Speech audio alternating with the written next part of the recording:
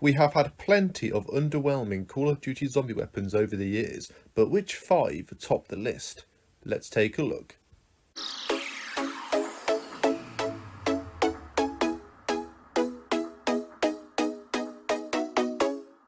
Hi guys, and welcome back to a brand new video, and today we're going to be counting down the top 5 most underwhelming weapons in Black Ops 1, Black Ops 2 and World at War Zombies. Now this is not a top 5 worst weapons list, these are weapons which I believe have just flopped in the series and are just a general disappointment. And also, just before we begin guys, I have noticed that only 2% of you are subscribed to my channel, so if you can hit that subscribe button, it does help me out a lot. I'm trying to get to 1,000 subscribers, so if you don't mind, hit that subscribe button and let's begin. Now coming in at the number 5 spot, we actually have the bar from World at War. Now the bar is a fully automatic light machine gun with 20 bullets per magazine and 140 in the reserve ammo. Now the bar in general is not a bad weapon, it's one of those guns which pops up in the box every now and then. You might use it for a bit and then trade it out for something a bit better, but I have two issues with the bar. Number one is the fire rate. So the bar has a round per minute of 375, which is ridiculously low, 375 RPM. And you compare that to the PPSH, which has an RPM of 1250. So the bar's fire rate is just stupid. It's absolutely ridiculous. But I know it's realistic to the gun in real life, but still, in terms of the game, that's it's not very good. Also, but the biggest problem which I have with the bar is the price.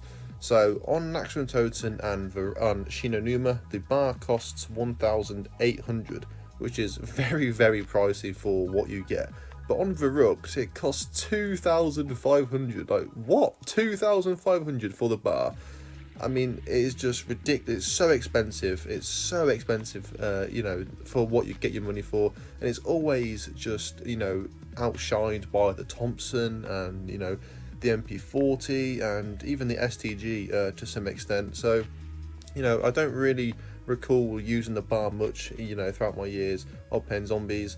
Like I said, it's not a bad weapon. It's just too expensive and the fire rate is too low.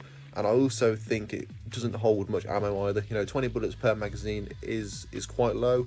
You are reloading quite frequently. So overall, I think it's just one of those weapons which just did disappoint a bit. So it comes in at number 5.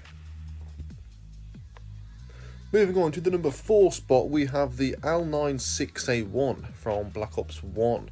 Now this is a bolt action sniper rifle and it's only available off Black Ops 1, and it's just ridiculously weak. So the L96A1, this is supposed to be the really strong sniper, you got the bolt action deadly one shot one kill sniper, and it's 2-shot kill on round 8. I mean round 8, you can see it in this clip here.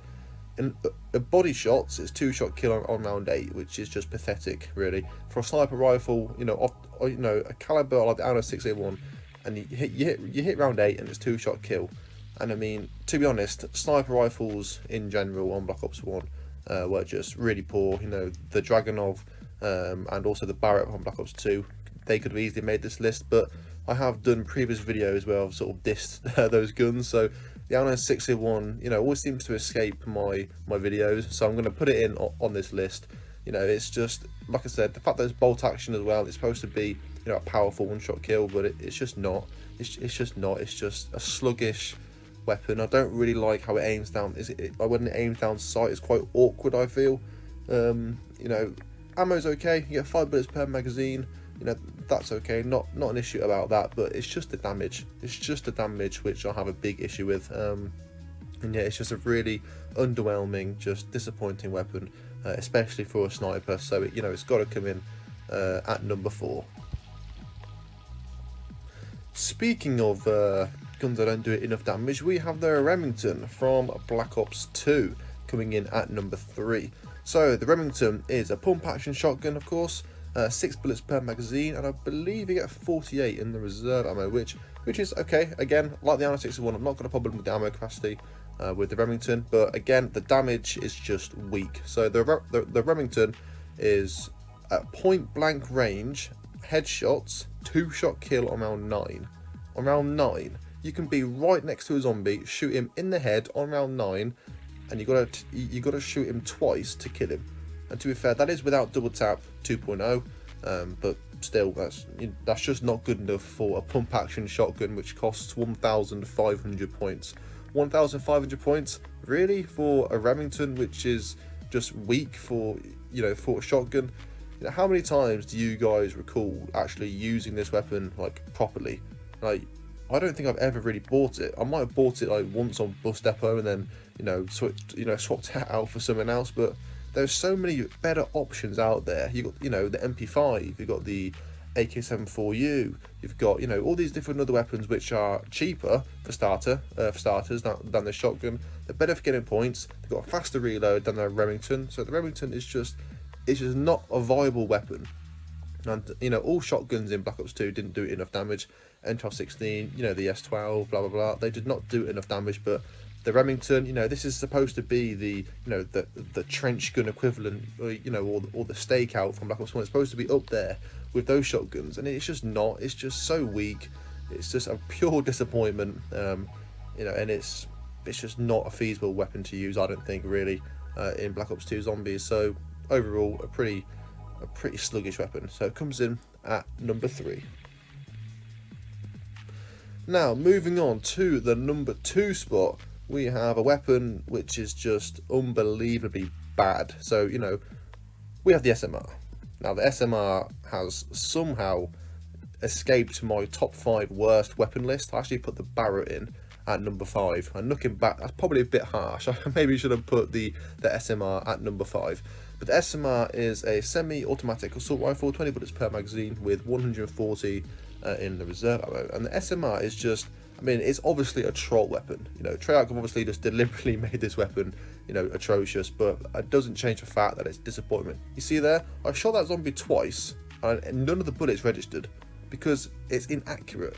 It doesn't shoot where the iron sights are. What? Why have they done that for? And it's weak as well. It's just an absolute mess of a weapon. There's only one thing which I like about the SMR, and that's the reload animation. I like the way he flicks the magazine up before he puts it in. That's the only thing I like about the SMR.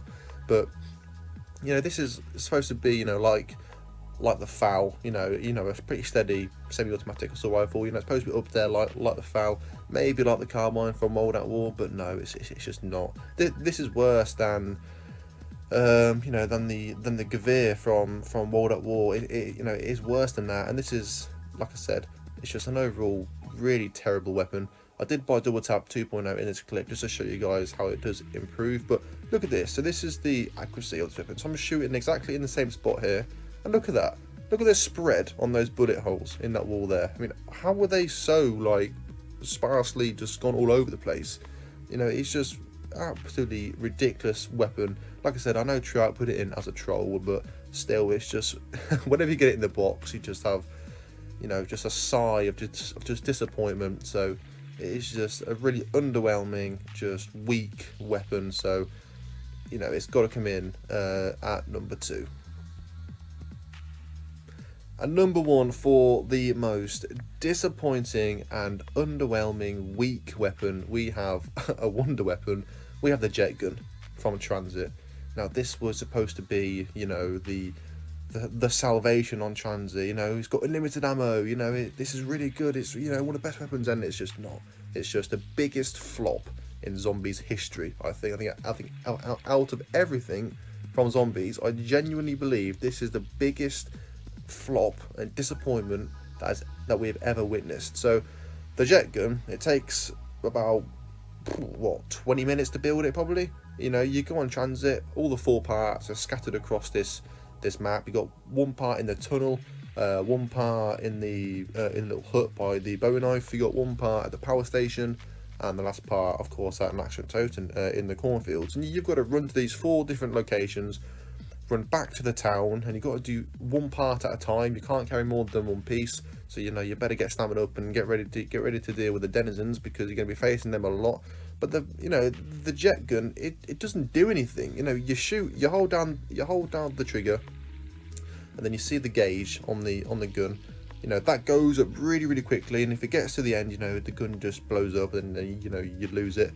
But it doesn't actually do anything. You see in this clip here, I'm holding down the button to shoot, and the animation's happening, but nothing, like, the zombies aren't dying, and it takes ages for the weapon to cool down. I think it's like 1 minute 40 to go from right down, you know, right back to the end, and it's just an absolute mess of a weapon.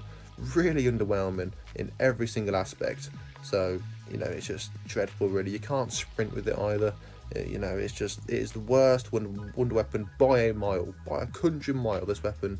So it's got to come in at the #1 spot. So thank you for watching this video. Please remember to like and subscribe if you haven't already. It of course does always mean a lot.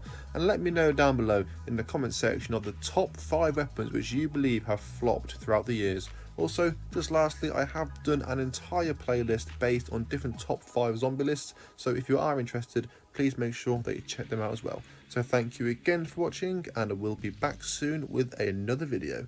Goodbye.